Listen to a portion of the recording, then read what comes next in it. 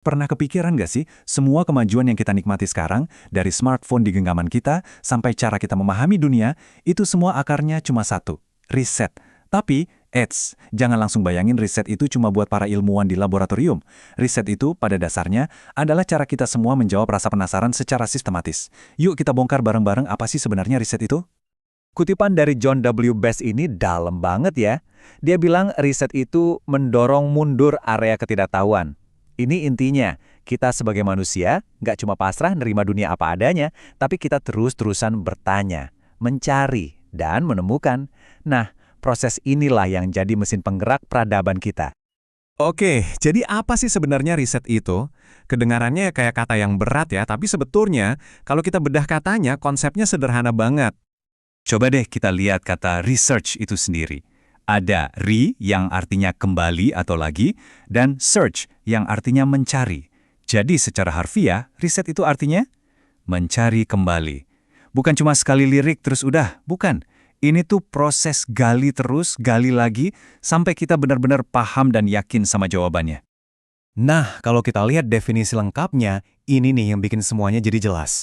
Riset itu upaya sistematis buat menemukan, mengembangkan, dan memverifikasi pengetahuan.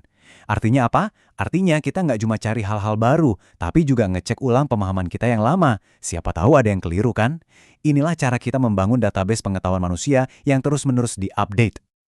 Nah, kalau riset itu sebuah pencarian, ya pasti ada tujuannya kan? Kayak kita mau jalan, pasti ditanya, mau kemana? Misinya apa? Nah, di dunia riset ternyata ada beberapa misi utama. Ada 4 misi utama nih. Pertama, misi eksplorasi. Bayangin aja kita kayak penjelajah yang baru masuk ke hutan belantara. Tujuannya, ya kenalan dulu aja sama medannya, lihat-lihat ada apa di sana. Kedua, misi deskriptif. Ini kayak pelukis yang lagi bikin potret super detail. Tugasnya cuma ngegambarin subjeknya apa adanya tanpa ngasih opini. Ketiga, misi diagnostik. Nah, di sini kita jadi kayak detektif. Kita cari tahu seberapa sering sih sesuatu terjadi, terus ada hubungannya nggak sama hal lain. Dan yang paling dalam nih, misi pengujian hipotesis. Ini udah levelnya para ilmuwan yang mau ngebuktiin hubungan sebab akibat. Bener nggak sih kalau A terjadi, B pasti bakal ngikutin? Terus, apa dong bedanya riset beneran sama ya sekedar kepo atau ngumpulin gosip? Jelas ada aturannya.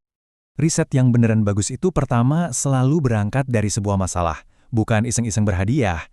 Terus, semuanya harus berdasarkan bukti nyata, yang bisa dilihat, bisa diukur, bukan katanya-katanya. Prosesnya juga harus objektif, logis, dan super teliti.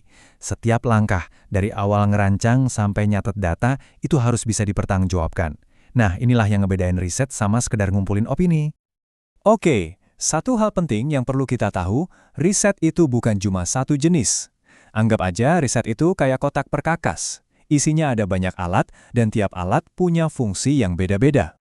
Dua alat yang paling dasar itu adalah riset kualitatif dan kuantitatif. Bedanya apa? Gampangnya gini, riset kualitatif tuh kayak kita ngobrol mendalam. Kita cari tahu kenapa dan bagaimana lewat wawancara atau pengamatan. Datanya itu bentuknya cerita, deskripsi. Nah, kalau kuantitatif, kita mainnya sama angka. Kita ukur, kita hitung, kita analisis pakai statistik buat nemuin pola. Datanya ya angka. Dua-duanya sama-sama penting loh. Tergantung pertanyaan apa yang mau kita jawab. Selain dari jenis datanya, riset juga bisa dibedahin dari kegunaannya. Ada yang namanya riset dasar. Tujuannya itu murni buat nambahin pengetahuan, buat bangun teori. Mungkin hasilnya nggak bisa langsung dipakai hari ini juga, tapi ini tuh fondasi buat penemuan-penemuan besar di masa depan. Di sisi lain, ada riset terapan. Nah, ini jauh lebih praktis. Tujuannya jelas, mecahin masalah yang ada di depan mata. Contohnya, gimana caranya bikin baterai HP jadi lebih awet? Itu riset terapan. Tabel ini kayak peta yang ngebantu kita lihat berbagai metode riset. Coba deh perhatiin fokus waktunya. Metode historis itu ngelihat ke masa lalu. Metode survei itu kayak motret kondisi masa kini. Dan yang keren, metode eksperimental itu mencoba ngintip ke masa depan, memprediksi apa yang bakal terjadi kalau kita melakukan sesuatu. Terus, ada juga yang fokusnya unik, kayak filosofis yang ngebedah ide, atau studi kasus yang ngupas tuntas satu kejadian langka. Jadi, metodenya itu dipilih tergantung kita mau melihat ke arah mana. Oke, setelah kita bahas macam-macam soal riset, mungkin ada yang nanya, terus kenapa ini penting buat gue yang bukan peneliti? Apa gunanya di kehidupan sehari-hari? Jawabannya simple banget. Di zaman sekarang ini kan kita dibanjiri informasi ya. Nah, dengan paham dasar-dasar riset, kita jadi punya semacam filter buat misahin mana informasi yang valid dan mana yang hoax. Kita jadi ngerti kalau setiap kemajuan di teknologi, kesehatan, di masyarakat, itu nggak jatuh dari langit. Ada proses panjang dan teliti di baliknya. Intinya, paham riset itu bikin kita jadi konsumen informasi yang jauh lebih cerdas dan kritis. Nah, sekarang giliran Anda. Setelah kita ngobrolin kerangkanya, coba dipikirin sejenak. Pertanyaan apa sih tentang dunia ini yang paling bikin Anda penasaran? Masalah apa di sekitar Anda yang rasanya gatel pengen dicari solusinya?